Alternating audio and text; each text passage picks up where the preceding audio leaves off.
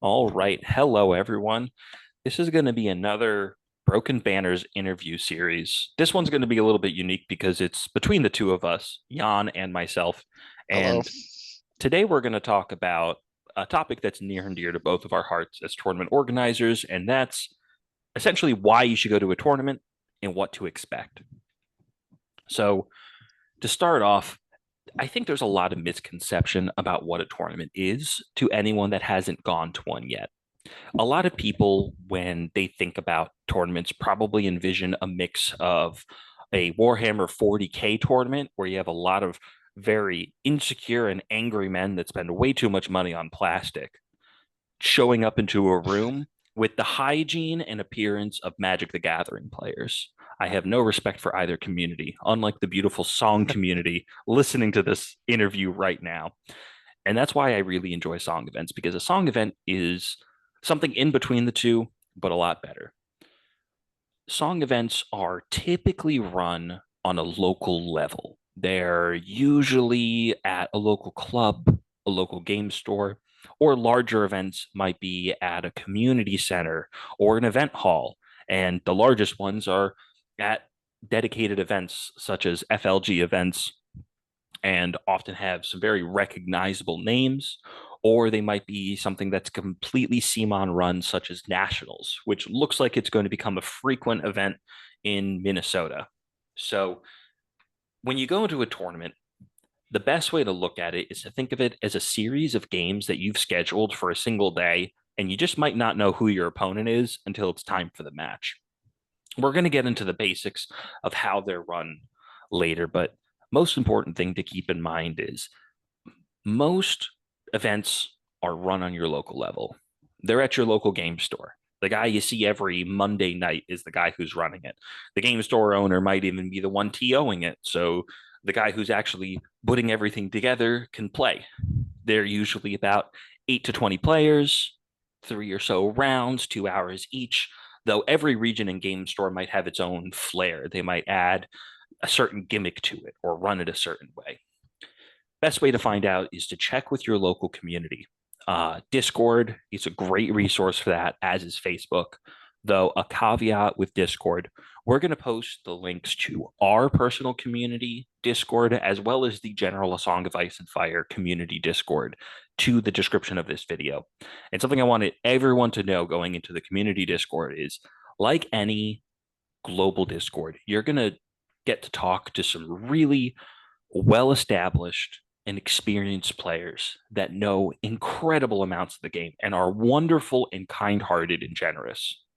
And you're also going to meet some of the most toxic people you've ever seen typing under some screen name that you just don't understand what it means. And sometimes it can be really difficult to disentangle the two.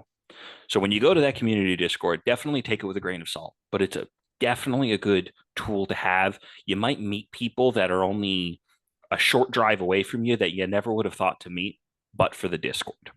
And also to consider is that when conversations are taking place in the Discord and they're related to a faction that you hold near and dear to your heart, they're not taking shots at you directly. They also don't have any power to affect the game. So just take it as a conversation piece and don't engage, but don't take it personally. Definitely don't take it personally. But before we get too deep into Discords, and we might talk more about them at the end, I want to talk a little bit more about local events because I would say that's the heart and soul of this game. There's definitely something to be said about the giant events such as Atlantic City Open, which Jan himself is going to be talking about later because he is the tournament organizer for that event. And hopefully that's also going to be a frequent and reoccurring thing. But Jan, you also run local game events, right? As do you. As do I. So we both have some authority in this matter. So I want to talk a little about local games. And I think the most important thing to talk about with local games is, again, what to expect. It's going to be a lot more of a relaxed environment, and you're going to meet a lot of great people. When I walked in, I actually was dragged in. I was dragged into an event that Jan was running back in, I think it was what, December of 2021? Was that the one at Yeah, Wargamers Guild? Yeah, no, that was Mythicos. Oh, right, that was at Mythicos. Yes. Um, I wish it was so at the guild though. I do love the guild. So you might hear us toss out a few names. Jan and I are both Jersey boys. We have our spray tans and our pompadours on us at all times. Absolutely. Um, so you'll also hear about some Jersey game stores. So if any of them sound familiar, please swing by and pay us a visit. But yeah, so I was dreading my first event. It was the peak of Othel and Mother of Dragons. Basically, if you paired up against Othel, I think you had like a 12% chance of winning, and that included Othel counter lists. I played Baratheons at the time, which had a lower win rate than neutrals. For a little bit, we were hovering at a cheeky 38% against Othel's 82%. And I think Mother of Dragons was above 70%. Jon Snow was above 70%. Mance was sneaking out there at 60. The game was not in a well balanced state. And I was playing by far the worst faction. I was terrified. I thought everybody was going to be playing Othel. I thought people were going to laugh at me when I walked through the door. I was expecting a truly miserable experience, and I could not have been further from the truth. I think there were about 20 people at that event. It was one of the larger ones that have been run in the Jersey region. And I think every single person I met there was a delight. And I've talked to them outside of the scope of the game at least a few times since then. You got people of all sorts in this community. We had, I think, an 18-year-old there who was still in high school who brought some stuff to play. We had someone who was definitely in his mid 50s eyeing up retirement, and all sorts of people between. We had parents, we had teachers, we had a librarian, all people from all sorts of walks of life. And the two things that they all shared in common was one, a love for the game, and two, just being great people. And every single event I've been to has been the same way. So something to keep in mind is that when you go to a local event, the people are pretty great. It's a competitive environment, but it's not cutthroat. People are showing up for the other people more than the game. Jan, how often do you get games in on a weekly basis? One game a week. If I'm lucky. So I think you might not be too terribly far off from most other players. I think a lot of people out there, unfortunately, they don't have game stores that are running frequent nights. They might not have people in the area that are ready to play on a regular basis, or they might just not have time. Um, so a lot of people, their chance to play A Song of Ice and Fire is at these events. So you're going to see a lot of people showing up to these events with some of the jankiest lists you've ever seen in your life because this is their only chance to play it. You'll definitely get some people that are trying to, win big that first place prize and get whatever that is. But you're going to see a lot of people across the spectrum there. And I think that's something that's important when you show up to a local event is use that as an opportunity to meet new players and just play the game. So some things that you should actually physically bring. Jan, what do you think some of the most important things to bring to an event are? Well, the first thing is you should bring your bottles because you can't play the event without your bottles. Immediately follow that up with your tactics cards. But beyond that, you need your basics of play. You need your condition tokens, dice, a ruler, your mission decks, and your objective decks. If you have those, you're pretty much set to rock and roll the entire way through. Anything else on top of that is just gravy to keep you going. Some additional things that you might want to consider are a portable charger for whatever device you have the companion app War Council for. War Council is generally the end all be all for when it comes to this game. The rules in this game are all free, and that goes from units and data sheets to the actual core rules of the game. It's all free and it's all in the app. And you're probably going to be using that pretty frequently unless you have some arcane knowledge that has memorized every card in every unit. And there are definitely people that are out there, but sometimes you come across something strange and you're like, what's the dice profile of that when it's a rank down? Always have your electronic device, probably your phone, ready for that. And you're probably going to want a portable charger or at least a charging cord if outlets are available to do that. I also highly recommend a water bottle. That's a big one. And very important is something to actually carry and hold your miniatures. Yes, a great option is a tray, so you can move between tables very easily. You don't have to pack up all your models every single time. It's a great great option for transportation. They're really inexpensive. You can get them at basically any kind of home goods store. You can get them online. You might even be able to find some of them being thrown out somewhere or at a thrift store. Basically, just anything that's large enough to hold all of the trays that you're bringing. And considering most tournaments are run at the 40-point value, you're only looking at 4 trays and 3 NCUs per list. If there's any overlap, even without any overlap, unless you're playing the most obnoxious two free folk list pairing that you can, a cafeteria tray should be able to hold basically your entire army. Absolutely. Jan, how do you get your army to events? So what I've done is I went to Walmart and bought a small plastic shelf with drawers, glued down adhesive magnetic strips, and then magnetized my models. And I just bung that into a bag, bring it to a tournament.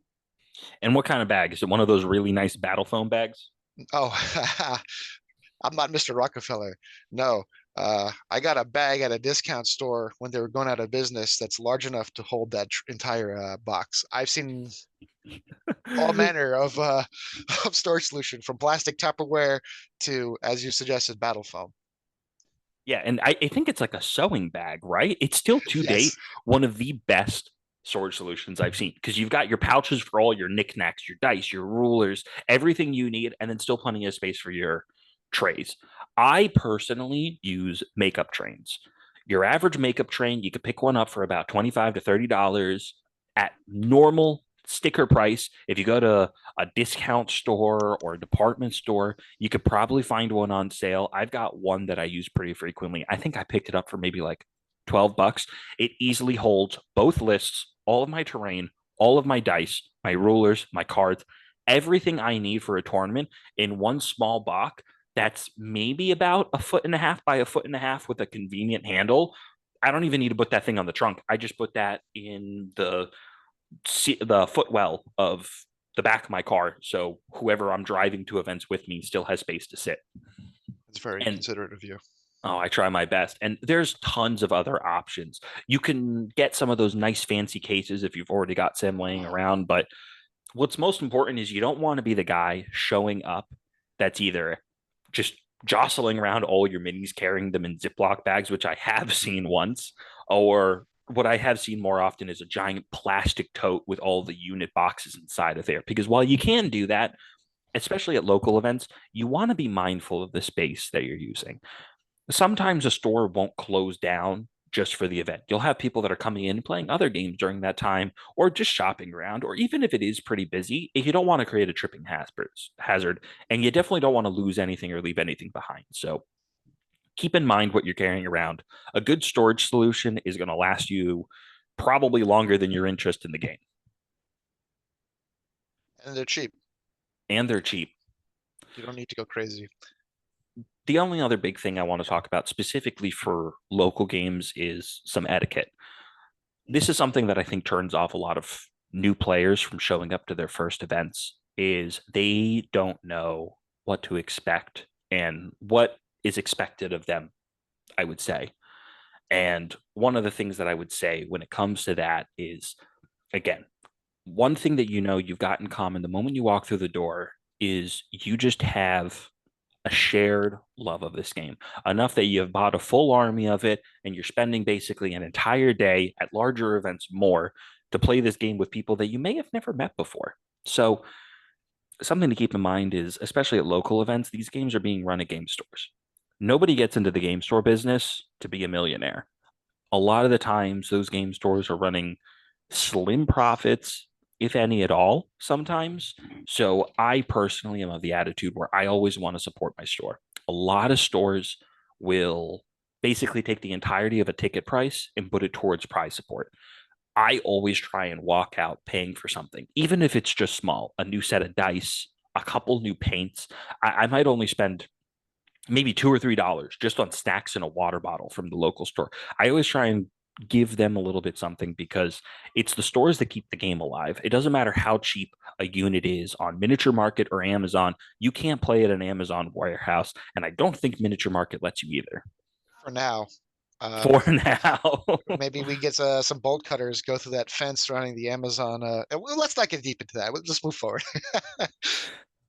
So, Jan, when it comes to prizes, how do you figure out prizes for the events that you're running? Because I know that's something that definitely keeps players interested.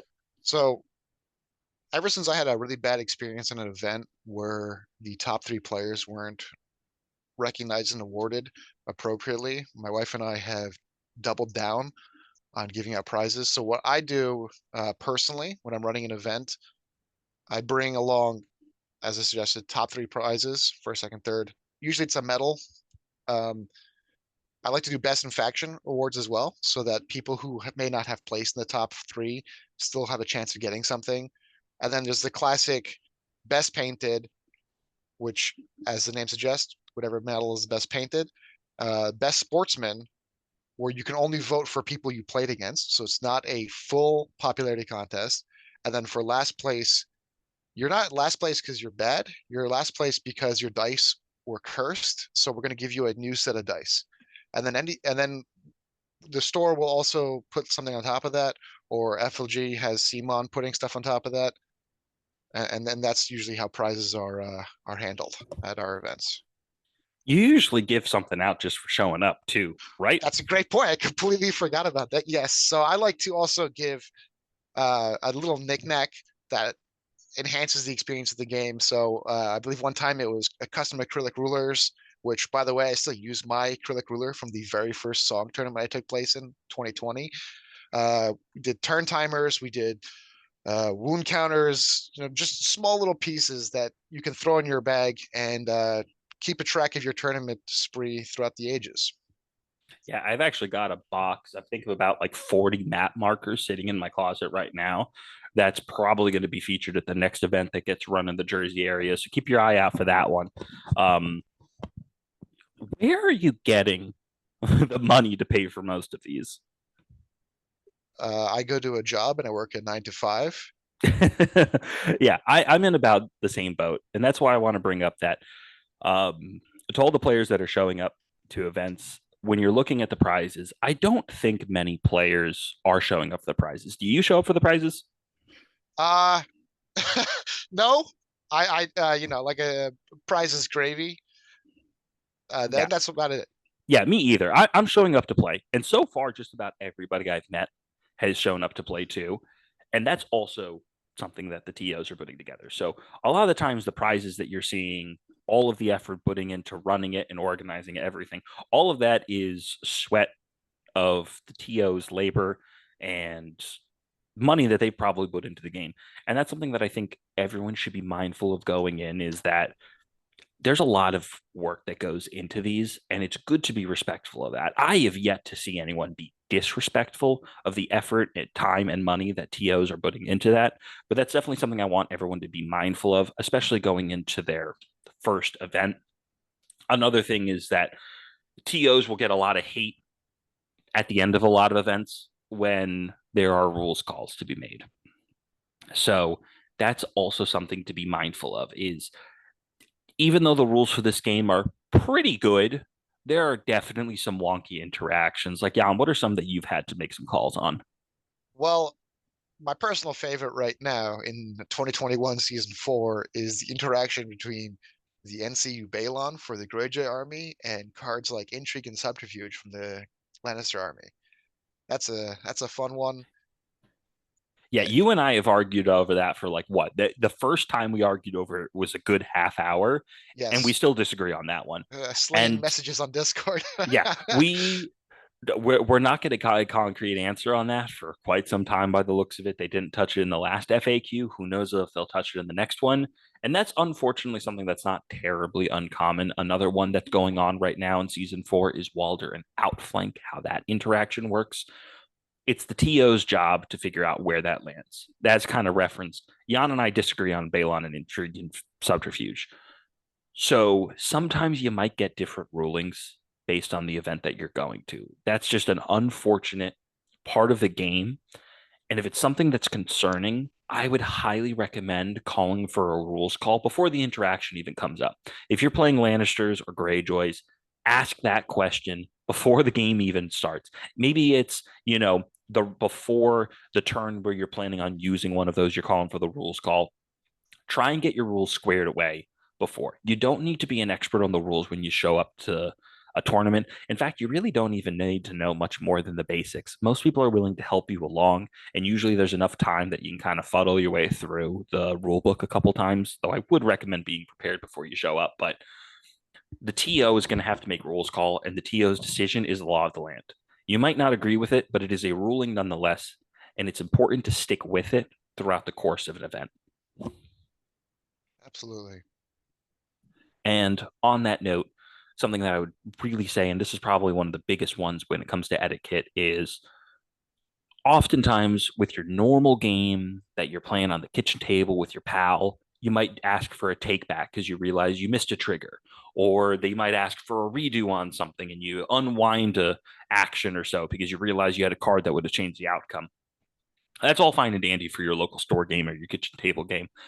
I would highly advise against doing that at an event because it puts your opponent in a very uncomfortable and difficult position because most of the time your opponent's not going to want to say no. Your opponent wants you to have a good experience. And oftentimes you're going to get asked that question and you're going to be in that position where you're like, I feel bad. That person missed a trigger. The game would be different. I'd like to see how that game would play out. But when you're at an event, besides just the fact that everyone there is looking to win to at least some extent, is time is a big factor. And when you start going into these what ifs, let's redo all of that, it can definitely get messy and it makes it more difficult and uncomfortable for everyone. So, my request for everyone is don't ask for takebacks when you go to an event and don't ask to play out a round after the end of overtime. That one happens sometimes too, where time is completely gone. You've gone into overtime and you're thinking, oh man, if I just had one more round, I could score 2 points and they'd only score one and I tie up the game and win on unit deaths. And the game ends when the game ends. Don't put your opponent in a difficult position. And I think, Jan, you've been in a position like that before, right? Well, multiple times where, you're winning and your opponent misses a trigger that would obviously help them tremendously. And then you're put in, like you suggested, this awful position where, if I say no, I'm the jerk. But if I say yes, it hurts me when I'm trying to be the best of competitive I can be. Yeah, and it's not fair to put your opponent in that. Be courteous towards your opponent. And I'm not saying that means you always have to point out when you've got a weakened token on your unit and you've bailed an amazing crit blow attack. I personally do that, but I never expect anyone to point out triggers for me. My army is my job. And for that reason, I'll also never ask for a take back. I'll never ask, oh, I missed that trigger. Can I go on back? Obviously, if that's something you want to do with your opponent, that's between you two, but just keep that in mind and make sure that when the game concludes, you're losing with honor and you're winning with grace. As Jan said, ultimately, the dice are the ones that are ruling this game. I've never lost a game due to skill. And that's why No, whenever I lose, I just scream at my dice for half an hour incoherently. it's true. I've seen it. It's actually incredible. He keeps going. It defies logic. Jokes aside, I've had some games where I've lost and I felt great because my opponent wasn't rubbing it in my face. We talked about the game, we enjoyed it, we bonded over it.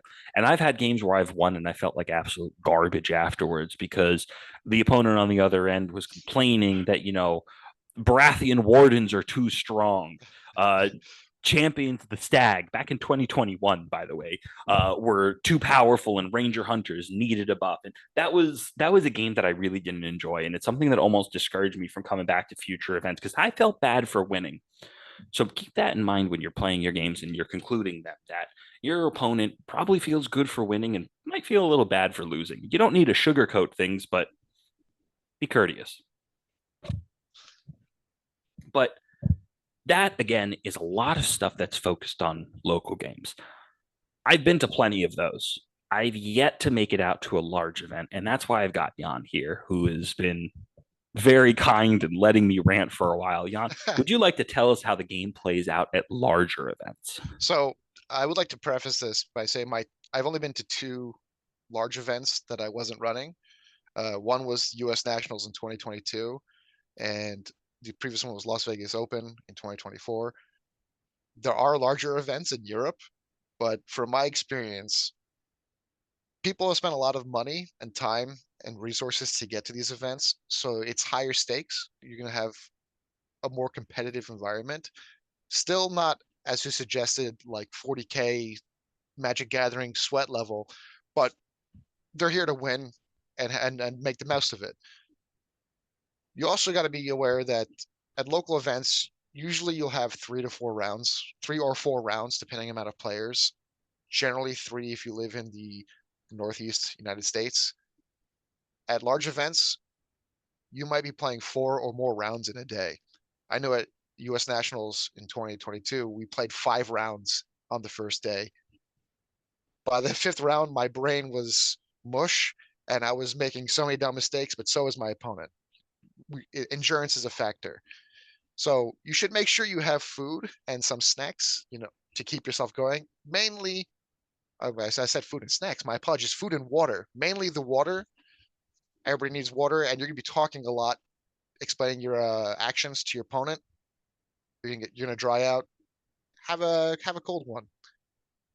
Also important, very comfortable shoes. You're gonna be standing the entire day. I've tried sitting at events towards the end, and it's just difficult to lean over the table and use the ruler. Comfortable shoes are king. And then, being punctual at these larger events. You want to show up early, not on time, early. That way the TO knows you're there. The game can get going because you're running 4+ events in a day. Things need to happen on a schedule. And if you're not on time, your game might pass you. And that sucks. Nothing much you can do about it. Just pick up your dice for the next game. Uh, that's pretty much it. So, just briefly before we proceed down that, food is a great thing to bring up. I know for a lot of local events that I've gone to, they've all been at game stores, except for one that was at a community center. All of them had food options nearby, but just to make sure, I always looked up where we were going for an event and I looked up food options before.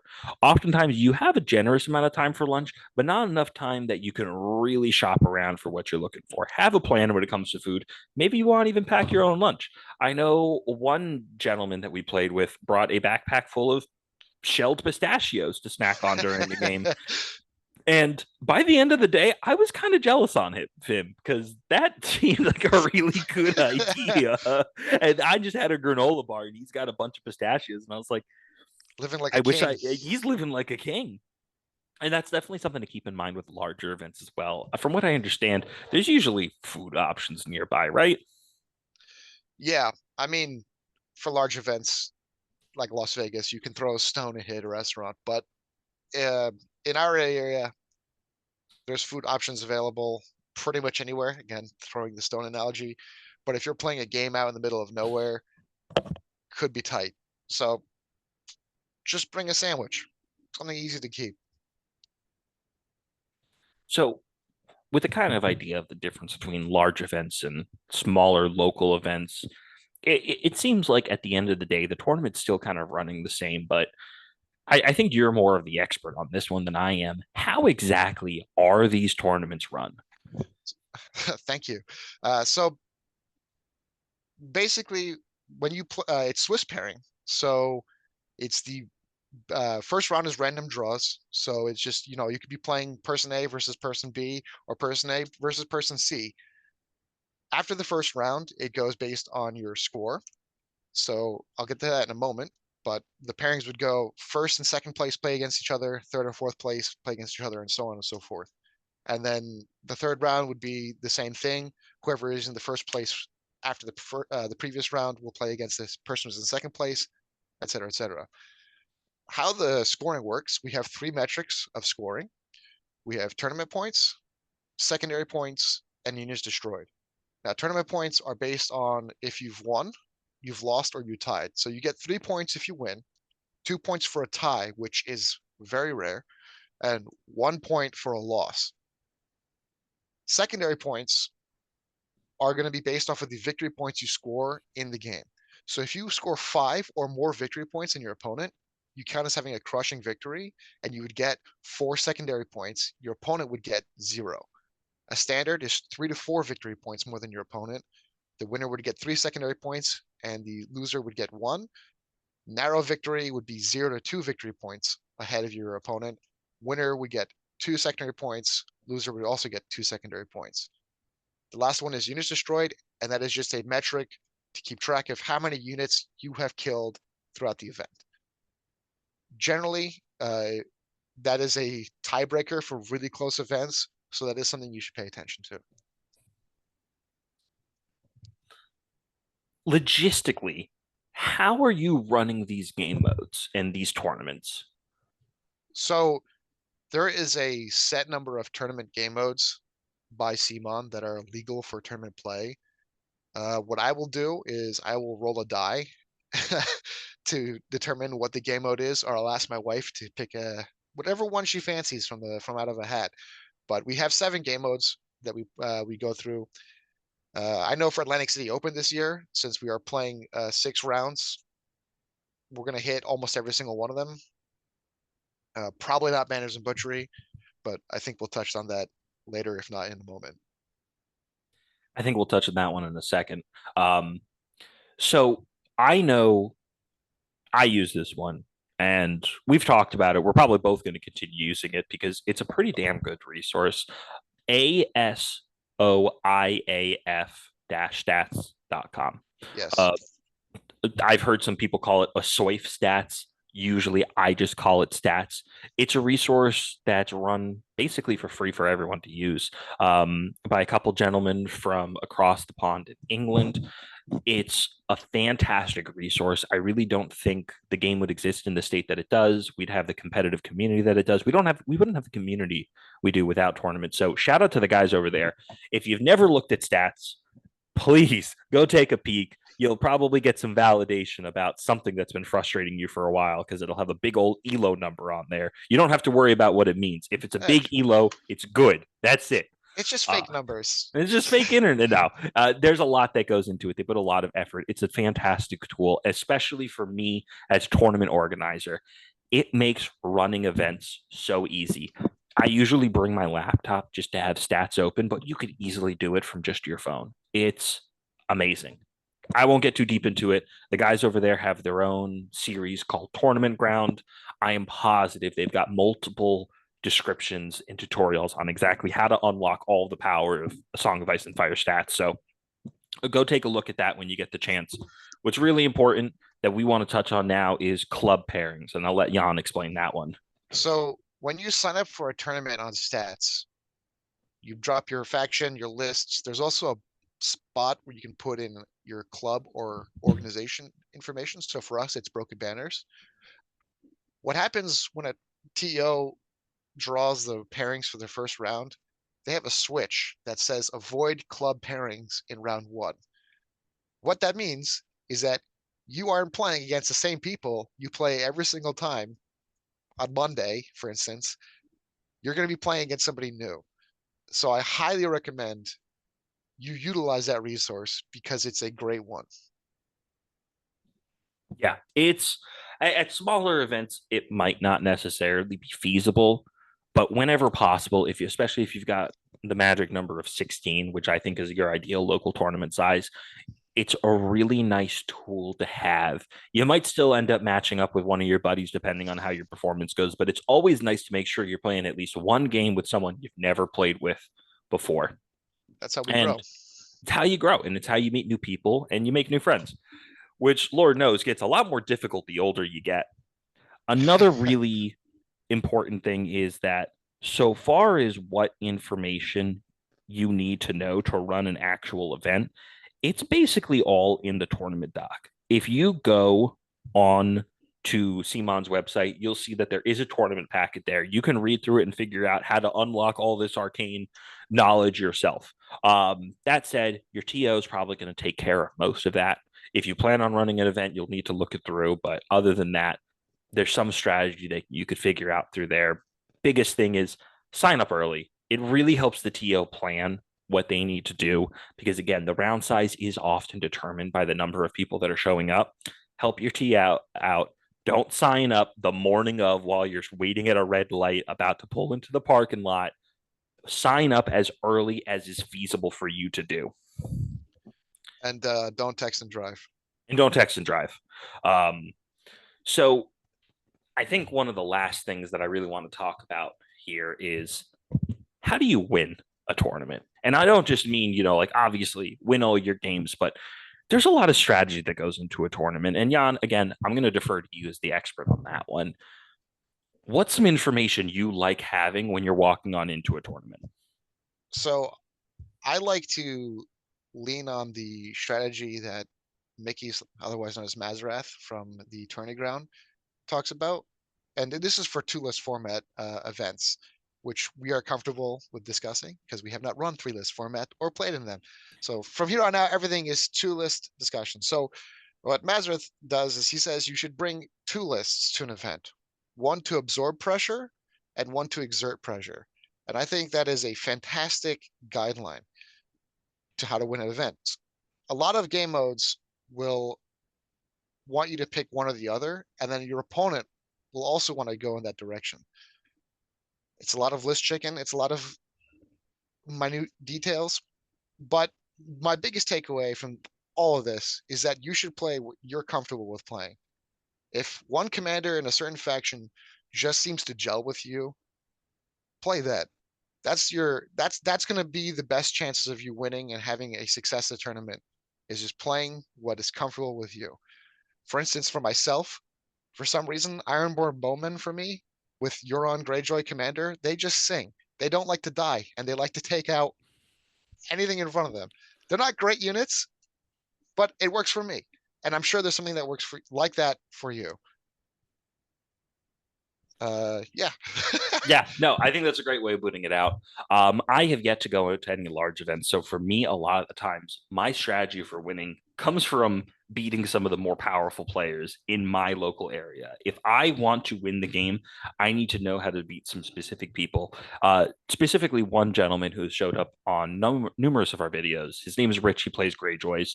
If you go to an event in our area, you can't expect to win unless you are prepared to deal with Victarion Greyjoy in Silence Men. That's just something you've got to be ready for. That means you got to be ready for Victarion, you got to be ready for Balon. So I always make sure that I've essentially got an anti-Victarion / Greyjoy list in my two-list parent.